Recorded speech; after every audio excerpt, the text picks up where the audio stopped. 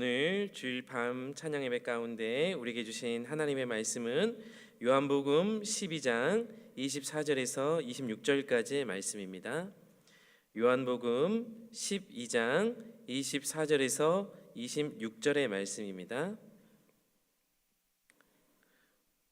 요한복음 12장 24절에서 26절의 말씀을 우리 함께 합독함으로 보시겠습니다. 내가 진실로 진실로 너희에게 이르노니 한 알의 밀이 땅에 떨어져 죽지 아니하면 한 알 그대로 있고 죽으면 많은 열매를 맺느니라. 자기의 생명을 사랑하는 자는 잃어버릴 것이요 이 세상에서 자기의 생명을 미워하는 자는 영생하도록 보존하리라. 사람이 나를 섬기려면 나를 따르라.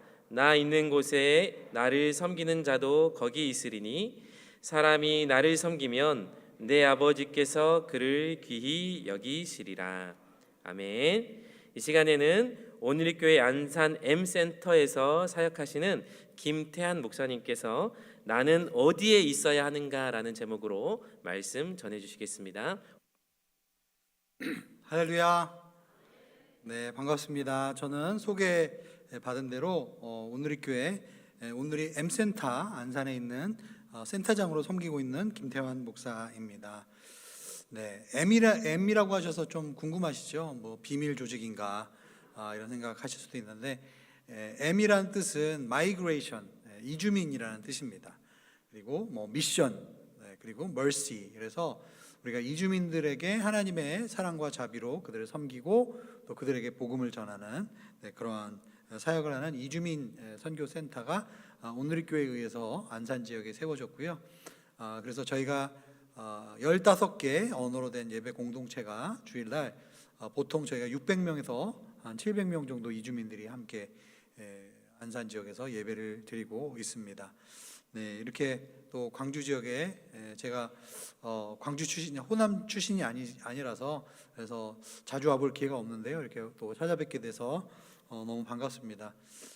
제가 온누리교회에서 JDS라고 예수제자학교라는 프로그램이 있는데요. 거기 이제 6개월간 과정입니다. 굉장히 온누리교회에서 제일 어떻게 보면 좀 하드 트레이닝을 하는 그런 훈련 학교인데 제가 2년 동안 담당 교육자로 섬기면서 졸업을 하고 우리 간사님들, 스태프분들과 함께 3년 전에 우리 호남 지역 기독교 유적 투어를 온 적이 있습니다.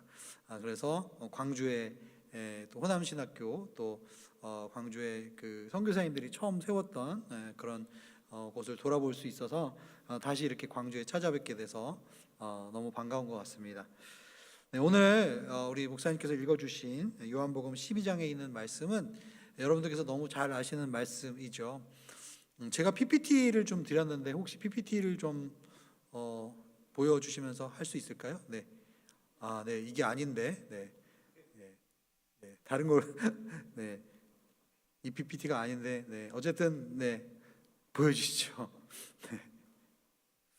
네, 요한복음 12장 23절에서 26절에 보면 이런 말씀이 아까 읽은 대로 말씀이 있습니다. 네. 자, 그다음 PPT 보여주시겠어요? 네. 자, 우리는 정말 예수 그리스도를 따르는 제자입니까? 네. 정말 우리는 제자라고 하면 우리는 어떤 사람을 생각하죠? 네. 교회에서 중직자, 열심히 교회 다니는 사람, 썬데이 크리스찬이 아닌 사람을 제자라고 생각하기가 쉽습니다. 또 뭐 어떤 교회는 제자반, 뭐 이런 제자 양육 성경 공부를 수료한 사람을 제자라고 하기도 하죠. 그러나 성경에서 제자는 예수님을 따르는 자라는 뜻입니다. 여러분들 예수님을 다 믿고 따르시죠? 아멘. 그러니까 우리 모두는 다 예수님의 제자인 것이죠. 자, 방금 전 PPT를 다시 한번 좀 돌려주시겠어요? 네. 그 전 PPT요. 네. 자, 누구든지 예수 그리스도를 따르는 자는 예수님을 섬기는 자다라고 할 수가 있습니다. 자, 그런데 예수님께서 뭐라고 말씀하셨냐면 내가 있는 곳에 나를 섬기는 사람도 함께 있을 것이다 라고 이야기했어요. 내가 있는 곳에 나를 섬기는 사람도 함께 있을 것이다. 즉 제자가 되려고 한다면, 예수님을 따르는 자가 되려고 한다면 예수님을 섬기는 자가 되어야 하고, 그리고 예수님을 섬긴다고 하는 사람은 예수님이 있는 곳에 그 사람도 함께 있어야 될 것이다 라고 이야기하고 있어요. 자, 그러니까 제자를 우리가 정의하면 예수님을 섬기는 자고, 예수님을 따르는 자고, 그리고 예수님이 계시는 곳에 예수님을 따르는, 예수님을 섬기는 제자도 함께 있어야 된다라는 것입니다. 할렐루야. 네. 자, 그런데 예수님이 있는 그곳에 우리가 있게 하기 위해서 먼저 우리가 해야 될 것은 무엇인가? 여러분, 우리가 하나님 일을 하는 데 있어서, 하나님을 섬기는 데 있어서 가장 장애가 되는 것은 무엇일까요? 교회 재정이 없어서일까요? 아니면 섬기는 이들이 없어서 그럴까요? 네. 여러분, 제가 생각하기에는 하나님의 일을 하는 데 있어서 가장 걸림돌이 되는 것은 바로 자기 자신입니다. 제 자신의 고집, 제 자신의 편견, 제 자신의 어떤 공로를 바라고 어떻게 보면 사람들의 인정을 구하는 나의 욕심, 이런 것들이 예수님의 생명력이 흘러가도록 막는 그런 장애 요소가 될 수가 있습니다. 제자가 되기 위해서 제일 중요한 것은 뭐냐면, 자기 생명을 사랑하는 사람은 결국은 생명을 잃게 되고요, 그리고 예수 그리스도 때문에 자기의 자아를 십자가에 못 박고 자기를 희생하는 사람은 어떻게 됩니까? 주님의 생명이 우리 가운데 거하기 때문에 영원토록 그 생명을 보존하게 될 것입니다. 즉 예수 그리스도의 제자를 통해서 어떤 일이 일어납니까? 제자는 생명을 낳고 또 다른 생명을 낳고 또 하나님의 나라가 제자들을 통해서 확장되는데, 제일 먼저 걸림돌이 되는 것은 나 스스로, 나의 자아라는 것을 우리가 생각을 해야 할 것입니다. 그래서 한 알의 밀알이 땅에 떨어져 죽지 않으면 열매를 맺을 수가 없는 거예요. 예수 그리스도를 믿는 제자의 삶을 살아가는 자, 즉 자기를 부인하고 예수님을 따르고 십자가를 지고 예수님을 따르는 매일매일의 삶 속에서 예수님의 제자가 되는 사람을 통해서는 어떤 일이 일어나는가? 생명의 역사가, 하늘의 밀이 땅에 떨어져 죽으면 열매를 맺는다는 거예요. 내 자아가 십자가에 못 박히고, 그리고 예수 그리스도께서 원하시는 곳에 내가 있을 수 있다면, 그렇다면 주님은 그를 귀하게 여기실 것이다 라고 이야기하고 있습니다. 네, 죄송합니다. 그 다음 PPT 보여주시죠. 예수님께서 아니요, 그 전에, 그 전 PPT. 네. 자, 그러면서 뭐라고 얘기하셨냐면, 요한복음 15장에는 이런 말씀이 있습니다. 너희가 열매를 많이 맺으면 뭐가 된다고요? 내 제자가 될 것이다. 즉 예수 그리스도의 제자가 된다는 것은, 예수님을 따르는 사람들은 삶에서 뭐가 나타나는 것입니까? 열매가 나타나는 거예요. 여러분, 제자의 삶을 통해서, 예수님을 따르는 자들의 삶을 통해서 예수님을 섬기고 예수님이 거하시는 그곳에 우리가 있는 자가 된다면, 결국 예수님의 말씀이 우리 가운데 거하고, 그리고 우리가 예수님 안에 거할 때, 즉 예수님과 깊은 영적인 연합이 일어나게 되고, 그렇게 돼서 우리의 삶을 통해서 뭐가 맺혀집니까? 열매가 맺혀지게 되는 거예요. 예수님의 마음이 내 마음이 되고 예수님의 생각이 내 생각이 될 때, 여러분, 예수 그리스도의 이름으로 우리가 구하는 것마다 하나님께서는 이루어지게 하실 것이다 라는 약속을 허락하여 주십니다.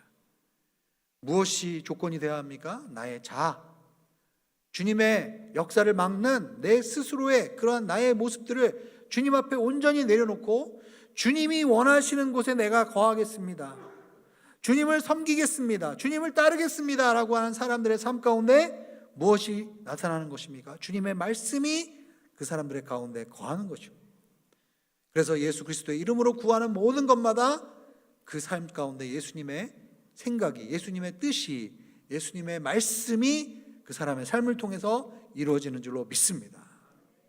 여러분, 성황교회 우리 성도님들 한 분 한 분 가운데 예수 그리스도의 제자로 살아가는 우리 모두가 될 수 있기를 주의 이름으로 축복합니다. 자, 그럼 오늘 이 본문의 말씀을 가지고 특별히 정말 저희 오늘의 교회에서 이주민 사역을 통해서 그동안에 하나님께서, 예수님께서 원하시는 곳에 우리가 함께 거했더니 주께서 우리 가운데 행하셨던 그 일들에 대해서 잠깐 여러분들과 함께 나누기를 원합니다. 네, 다음 PPT 보여주시죠.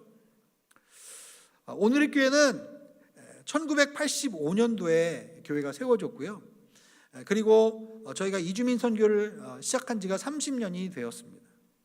처음에는 성수동에 있는 근로자들을 위해서 쉘터, 그러니까 보금자리를 마련해서 우리 성도님들이 외국인 근로자들을 위해서 섬기고 그들의 필요를 채워주는 것으로부터 시작이 되었습니다.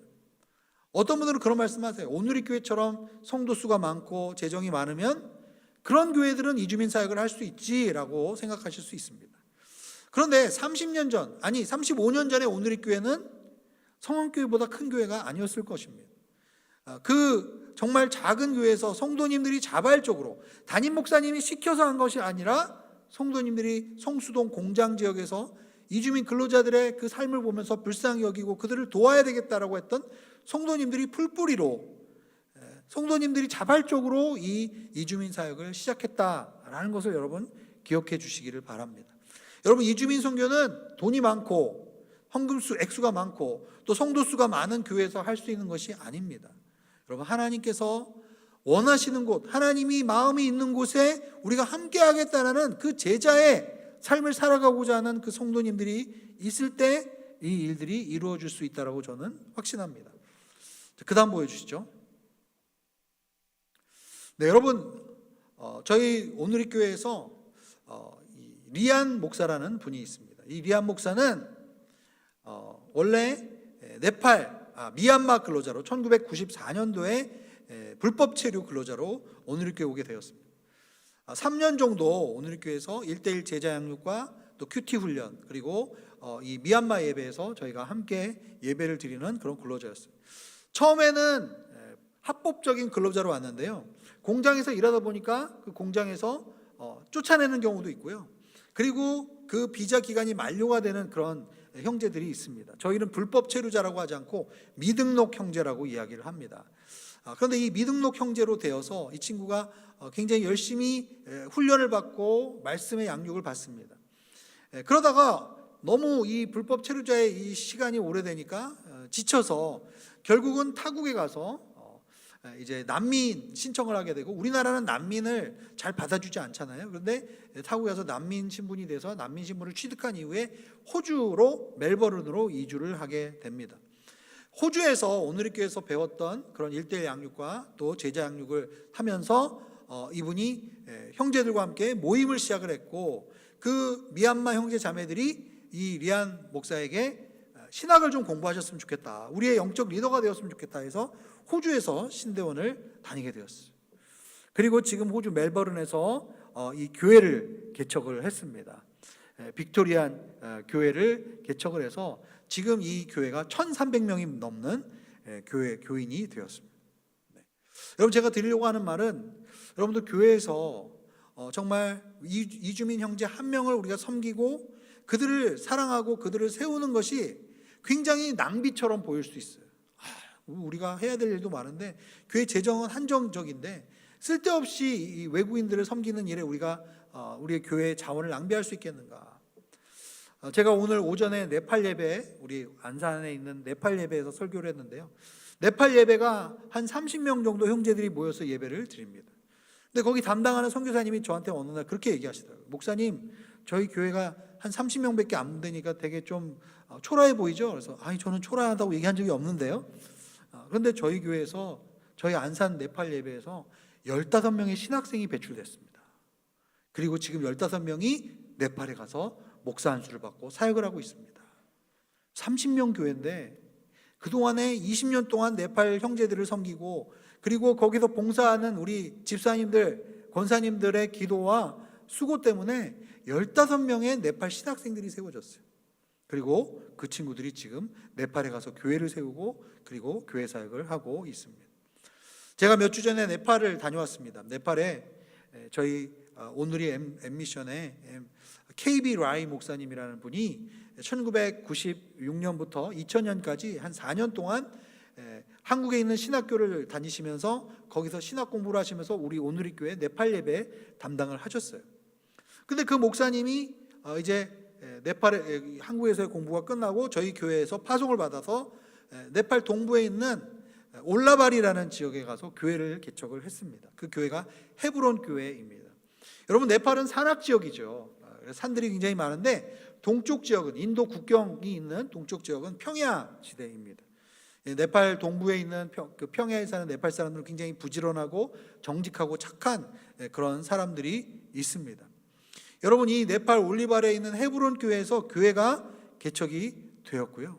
그리고 오늘께서 2006년도에 저희들이 헌금을 모아서 그래서 건물을 세우게 되었습니다. 그리고 300 형제 자매들이 지금 신앙생활을 하고 있고요. 그리고 이번에 25주년 기념 이 예배가 있었기 때문에 제가 가서 그 교회에서 설교하고 그리고 주님의 사랑을 같이 나누는 그런 일들이 있었습니다. 지금 가운데 있는 그 파란색 넥타이를 하신 목사님이 네팔 우리 담임 목사님이세요. 그리고 저와 함께 옆에서 사진 찍은 분들이 우리 네팔에 있는 온누리교회 선교사님들이십니다. 이렇게 저희가 네팔 전역에 교회를 세우고 또한 현지인 형제 자매들이 교회를 개척하고 이렇게 해서 네팔에 복음 사역을 할 수 있는 것은 원래 30년 전부터 네팔 예배에서 눈물로 기도하고 또한 이 이주민 형제 한 명 한 명을 붙잡고 그리고 사랑으로 섬기셨던 우리 교회 집사님들과 우리 평신도 우리 성도님들의 사랑이 있었기 때문에 가능하다라고 제가 말씀을 드리겠습니다. 자, PPT 그 다음 거 보여주시겠습니까? 네, 여러분, 이주민들의 선교의 목적은 무엇일까요? 네, 이주민들을 전도하고 양육해서 그리스도의 제자가 되게 하고 또 그들을 지도자로 세워서 그들을 다시 한번 본국으로 파송하는 그러한 목적으로 저희들이 이주민 선교를 하고 있습니다. 그래서 한 영혼 한 영혼을 세우는 것이 굉장히 중요하다라는 말씀을 드릴 수가 있습니다. 제가 지난주에 저희 안산 M센터의 태국 예배 목사님과 교제를 할 수 있었어요. 우리 태국 목사님의 이름이 만옥 목사님이고 사모님이 위아다 사모님이신데 지금 안산 M센터에서만 15년 동안 사역을 하셨어요. 선교사님은 원래 태국에서 신학을 하고 목회를 하고 하시다가 태국 교회가 한국에 있는 이주민 노동자들을 섬기기 위해서 이 두 분을 선교사로 한국에 파송을 했습니다. 그리고 안산역 지역에서 전도를 열심히 하시다가 그러다가 저희 안산 M센터가 20년 전에 안산역 주변에 저희들 건물을 임대하고 건물을 세웠는데요. 그때 우리 위아다 사모님과 만옥 목사님을 만나게 되었습니다. 우리 목사님이 처음에 영어 예배에서 저희가 안산 M센터에서 영어 예배를 드렸는데요. 우리 성안교회도 영어 예배가 있다고 들었습니다. 영어 예배에서 외국인들이 와서 같이 예배를 드리다가 태국 형제들이 하나 둘씩 생기기 시작한 거예요. 그러면서 예배가 끝나고 같이 각 나라별로 식탁 교제를 하게 되는데 태국 형제 자매들 한 명, 두 명을 붙잡고 성경 공부를 시작을 하셨습니다. 그리고 나서 한국에 있는 우리 태국 형제들, 특별히 시아공단이나 아니면 시흥 쪽에 있는 공장들, 안산 지역에 있는 공장에 태국 형제 자매들이 있는 곳에 이 사모님과 목사님이 찾아다니기 시작을 했습니다. 그래서 형제 자매들이 가지고 있는 여러 가지 고향을 그리워하는 거, 또 가족 간에 문제가 생겼다든지 아니면 공장에서 오해를 받는 일이 생긴다든지 여러 가지 어려움들이 우리 이주민 근로자들에게 있습니다. 그때 그 이주민 근로자들을 돕는 그러한 역할을 감당을 하는 그런 것을 통해서 한 명, 두 명 형제 자매들이 만나기 시작하고 세워지기 시작하고 함께 하기 시작을 했습니다. 그래서 3년이 지났을 때 몇 명의 형제 자매들 중에 굉장히 열린 헌신된 형제들이 생기게 되었고 그리고 이주민들을 이제 예배를 태국 예배가 시작이 된 거죠. 그래서 지금 안산 M센터에는 태국 예배가 지금 30명에서 40명 정도의 형제 자매들이 태국 예배를 드리고 있습니다. 여러분, 아마 제가 듣기로는 광주 지역에도 태국 우리 지체들이 많이 있다고 들었습니다. 특별히 우리 태국 지체들을 위해서 함께 기도하고 품고 또 사랑해 주시는 여러분들이 될 수 있기를 바랍니다. 최근에 아마 뉴스를 들으셨을 거예요. 태국과 캄보디아 사이에 국경에서 싸움이 일어났죠. 그래서 지금 많은 우리 형제자매들이 특별히 그 고향의 그 부모 가족들이 지금 피해를 입고 있어요. 그래서 어제 우리 캄보디아 형제들과 태국 형제들이 기도 모임하면서 막 울면서 자기 민족들을 위해서 기도하는 그런 일이 있었습니다. 여러분, 지금 한국 땅에는 이주민들이 2025년도 기준으로 284만 명의 이주민들이 와 있습니다. 우리 한국 인구의 벌써 5%가 넘었죠. 여러분, 어떤 사회에 외국 사람들이 5% 이상이면 그 나라는 더 이상 단일 민족 국가가 아닙니다. 그 나라는 이미 다문화, 다인종, 다언어 국가로 진입을 한 상태입니다. 여러분, 앞으로 우리나라 인구의 10%, 즉 인구의 500만이 이주민이 될 날이 몇 년이 걸릴 거예요. 여러분, 그래프로 이렇게 여러분 인터넷에서 찾아보시면 굉장히 가파른 속도로 이주민들이 유입을 하고 있습니다. 왜 그럴까요? 여러분, 한국의 인구가 감소하기 때문입니다. 한국의 인구 증가율이 감소하기 때문에 그래서 외국인들이 점점 들어올 수밖에 없습니다. 저희 안산에는 한양대학교 에리카 캠퍼스가 있습니다. 예전에는 한양대 안산 캠퍼스라고 불렸죠. 여러분, 한양대 에리카 캠퍼스에만 중국 학생이 3,000명이 있습니다. 여러분, 서울에 있는 숭실대학교 서울 캠퍼스에 전체 학생이 13,000명입니다. 13,000명이에요. 그런데 그 가운데 베트남 학생이 1,300명이에요. 전체 학생의 10분의 1이 지금 베트남 학생으로 채워지고 있습니다. 여러분, 서울 수도권 지역에 있는 모든 캠퍼스가 비슷한 그런 상황이에요. 왜냐하면 점점 우리 학생들이 고3 수험생들의 수가 줄어들기 때문에 대학들이 그 재정을 그리고 그 규모를 유지하기 위해서 외국 학생들을 받고 있기 때문입니다. 우리나라에 지금 유학생들의 수는 20만 명이 넘고 있습니다. 많은 유학생들이 와 있어요. 광주에는 어떻습니까? 광주에 여러분 주요 대학에 혹시 외국 학생들이 벌써 오고 있지는 않습니까? 네, 저는 오고 있다라고 알고 있어요. 네. 여러분, 뭐 경상도 지역의 경산이나 뭐 이런 지역에도요 어마어마한 외국인 학생들이 들어오고 있다는 이야기를 저는 들었습니다. 여러분, 이주민뿐만 아니라 이 유학생뿐만 아니라 요즘은 다문화 가정도 굉장히 많습니다. 한국 자매와 네팔 형제가 결혼해서 국제 부부가 된다는 거죠. 요즘에 가장 많은 그 국제 부부가 우리나라에서는 어느 나라일까요? 베트남이 많죠. 베트남, 또 캄보디아, 또 이런 국제 부부를 통해서 태어나는 그러한 어떻게 보면 이 다문화 아이들이 굉장히 우리나라에 많이 존재하고 있습니다. 저희 안산에 저희는 단원구 원곡동에 저희 안산 M센터가 있는데 아까 어떤 장로님 화장실에서 만났는데 10년 넘게 원곡동에서 일을 하셨다는 얘기를 들었습니다. 저희 M센터가 있는 주변 지역을 떼골이라고 부르는데요. 그 떼골에 그 러시아 마을이에요. 그 주변에 있는 원곡 초등학교나 안산 서초등학교나 이런 곳에 초등학생들이 각 반에 70%, 80%가 외국 학생입니다. 한국 학생은 10%, 20% 정도밖에 되지 않습니다. 제가 아침에 출근하려고 버스를 탔는데요.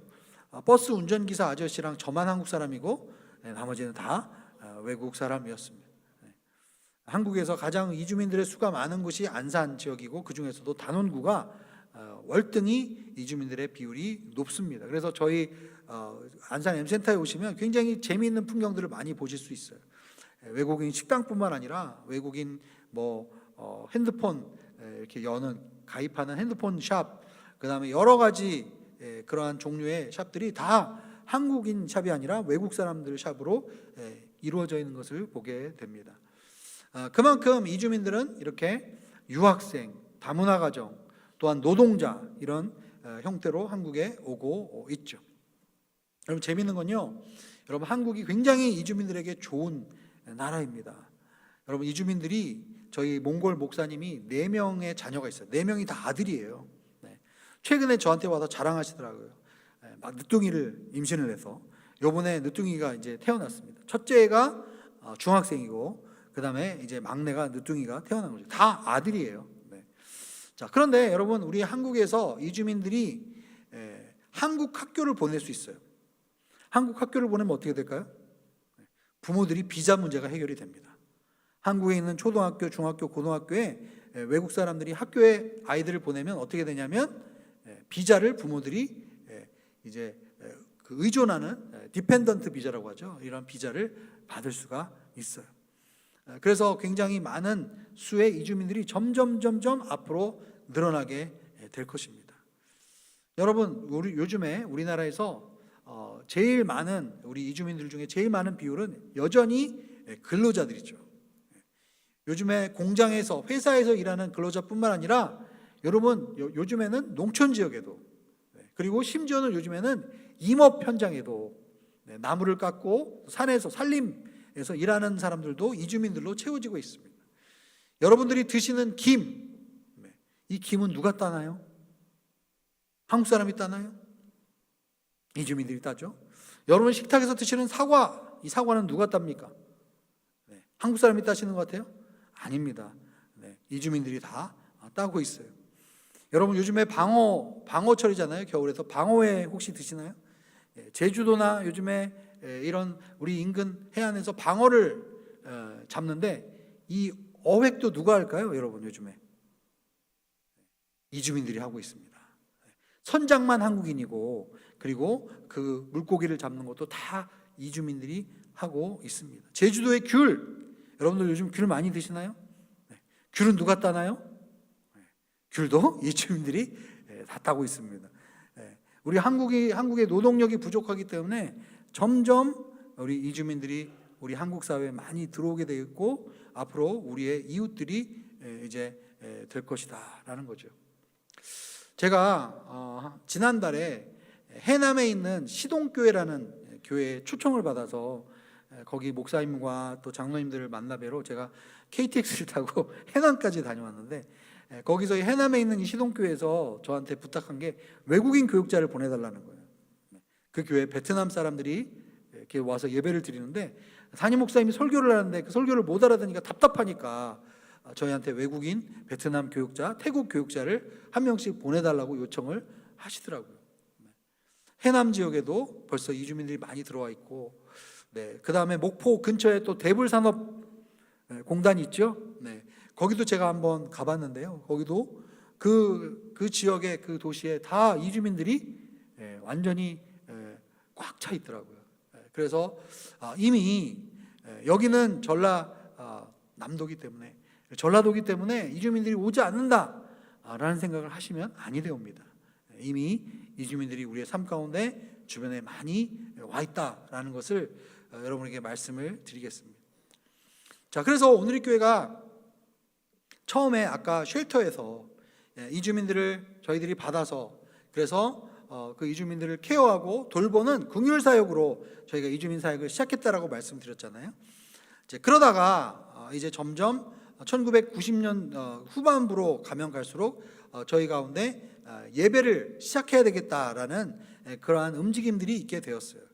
그래서 소규모로 기도 모임과 성경 공부 모임을 시작하면서 특별히 저희 가운데 제일 먼저 시작된 예배가 미얀마 예배입니다.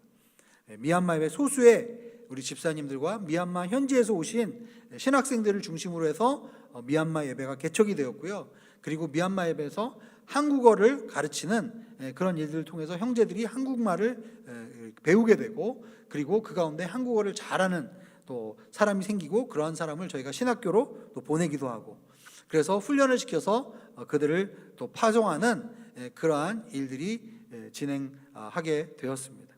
그래서 미얀마 예배를 시점으로 해서 미얀마 예배, 네팔 예배 그리고 또 아까 말씀드린 태국 예배 이런 다양한 언어권 예배들이 이제 개척이 되게 되었습니다. 오늘의 교회는 1:1 제자 양육이라는 성경 공부 프로그램이 있어요. 그 성경 공부를 통해서 1:1 제자 양육을 받게 되었고 그리고 그 형제들이 아까 리안 목사님처럼 훈련을 받고 또한 현장으로 나가게 되었습니다. 여러분 그래서 저희 오늘의 교회가 성도의 수가 많고 또 재정이 풍부해서 저희가 그런 사역을 한 것이 아니라 정말 그 하나님의 마음을 품고 그리고 이주민들을 사랑하는 우리 성도님들이 함께 모여서 그들을 섬기면서 점점점 꾸준히 그 사역들을 감당했을 때 이주민 사역의 열매가 하나하나씩 생기게 되었습니다.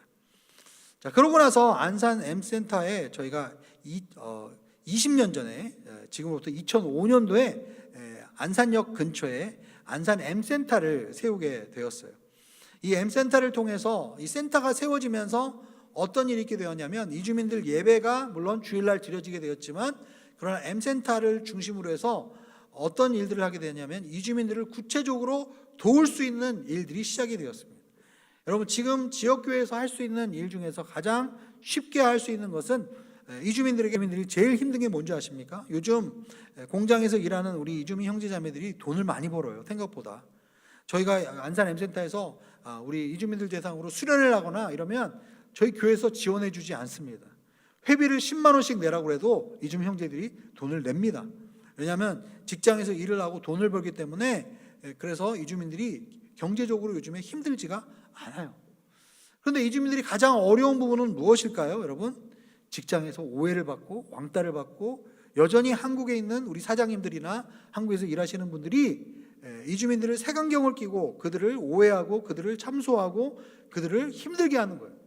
그래서 우리 이주민 형제들이 제일 신방을 해보면 제일 어려운 부분이 뭐냐면, 한국인들한테 쓸데없는 오해를 받는다는 거예요. 얘기를 하고 싶고 설명을 하고 싶은데 너는 게으르다, 너는 지저분하다, 이런 편견이 있으니까 그들을 무조건 막 자르거나 아니면 학대를 하거나, 그런 한국 분들이 여전히 한국 공장에, 직장에 많이 만연되어 있다라고 합니다. 그래서 사실 이주민들이 제일 필요를 느끼는 것이 뭐냐면 한글을 배우는 거예요. 한국말을 배우고, 그리고 한국에서 오랫동안 살기 위해서는 그 한국어를 토플이 아니라 토픽이라는 한국어 검정 시험을 어느 성적, 어느 수준 이하로, 어느 성적 이상으로 받으면 형제자매들이 이제 한국에 오래 체류할 수 있는 E74라는 여러 번 갱신이 가능하고, 그리고 가족들까지 동반할 수 있는 이 비자가 최근에 한국에 생겼어요. 그래서 이 E74 비자가 한국 정부가 쿼터를 계속 지금 이 E74 비자를 늘려가고 있습니다. 무슨 얘기입니까? 이제 한국 땅에 이주민들이 그냥 왔다가 떠나가는 것이 아니라 이제는 왔다가 점점점 더 많이 이제 살게 될 것이다라는 것을 우리가 추측해 볼 수가 있어요.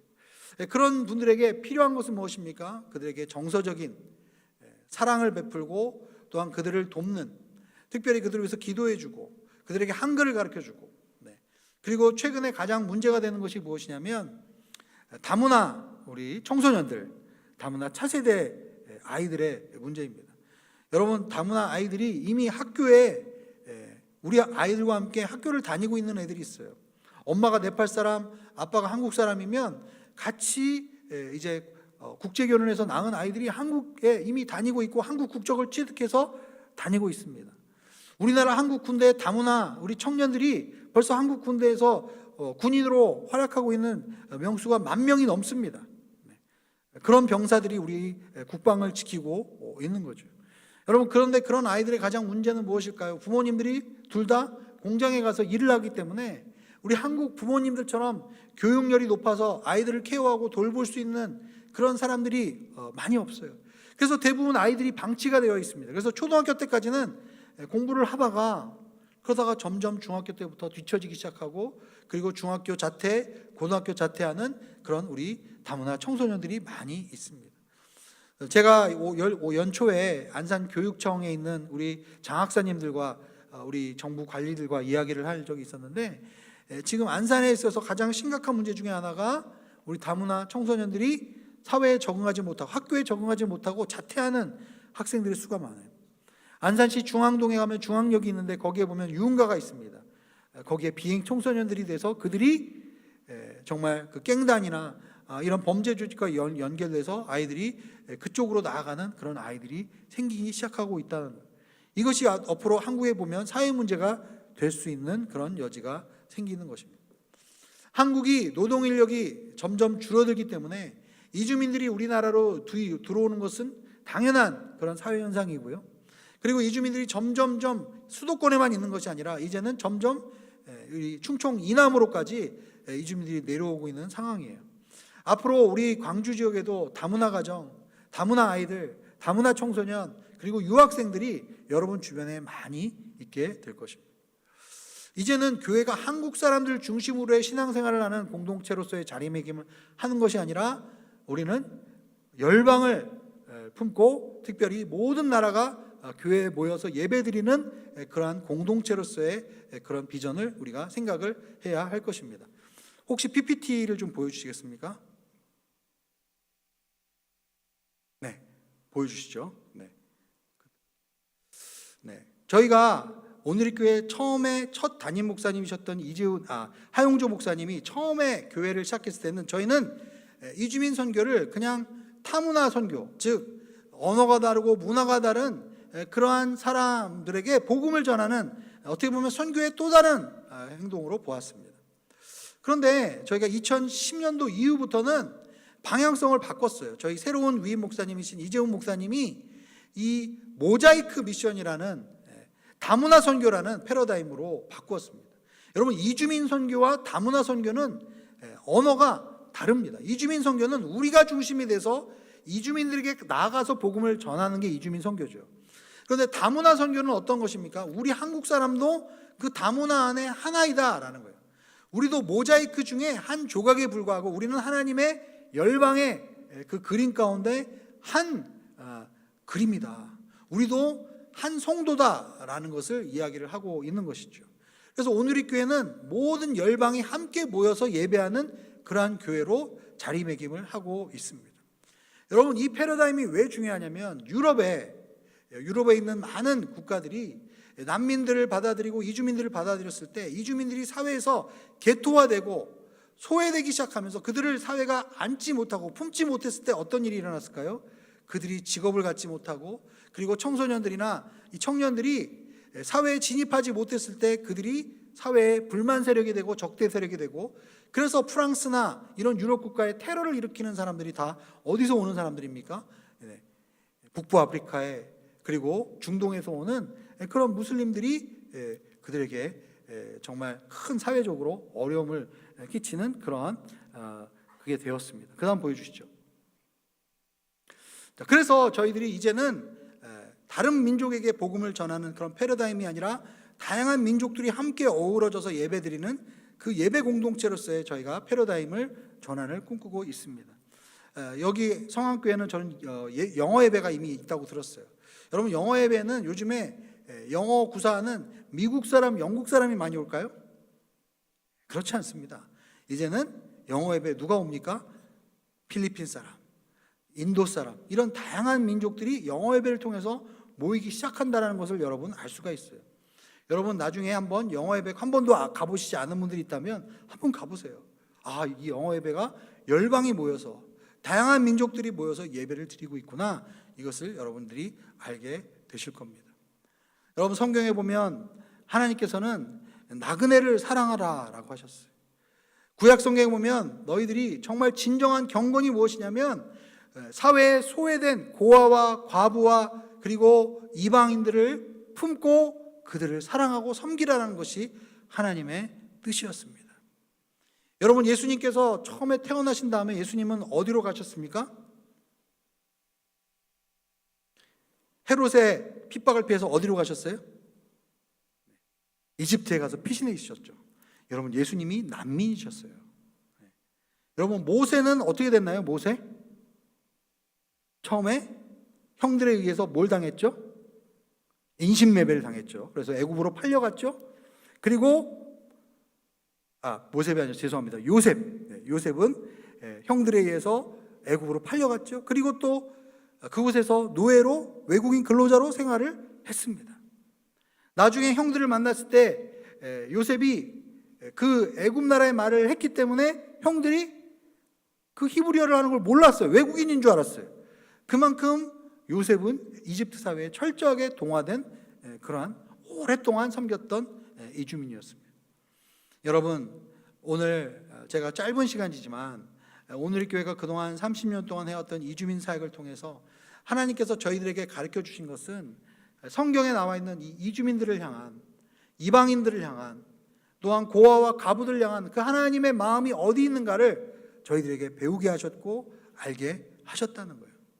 여러분, 그리고 그러한 그 사역의 열매로 많은 우리 이주민 형제자매들이 리더로 세워지게 되었고 그들을 현지인 선교사로 파송하는 그러한 하나님의 은혜의 역사를 저희들이 경험하고 있습니다. 중요한 것은 무엇입니까? 오늘 제가 여러분에게 말씀드린 그 말씀, 예수님을 따르고자 하는 자, 예수님을 섬기고자 하는 자는 어떻게 할 것이다? 하나님의 마음이 있는 곳, 예수님이 가시는 곳에 그들과 함께 있을 것이다. 여러분이 연말연시의 크리스마스 계절에 예수 그리스도는 어디에 계실까요? 우리 하나님은 지금 어디에 계실까요? 백화점과 몰과 쇼핑몰에 있을까요? 네. 여러분, 저는 예수님의 마음이 이 땅에 소외되어 있는 나그네들, 이주민들에게 주님의 마음이 있다고 믿습니다. 소외된 그들에게 우리가 찾아가서 그들에게 주님의 사랑을 나누고 그들을 섬길 때 하나님께서는 여러분들을 존귀케 여기실 줄로 믿습니다. 예수 그리스도의 제자가 되고자 하는 자는 무릇 그를 따르는 자는 그를 섬길 것이요 그분이 계신 곳에 우리가 함께 있어야 될 줄로 믿습니다. 여러분, 우리 한 사람 한 사람이 지금 어디에 있습니까? 주님의 마음이 있는 곳에 우리도 그곳에 있기를 원합니다. 주님이 사랑하는 그 사람들을 향해서 우리의 마음이 그곳에 가 있기를 원합니다.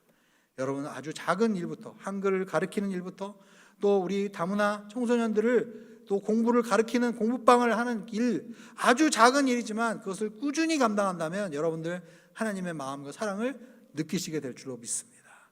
우리 제자들이 하나님의 그 생명을 낳는 그 일 가운데 여러분들 쓰임받는 저와 여러분이 될 수 있기를 주의 이름으로 축원합니다.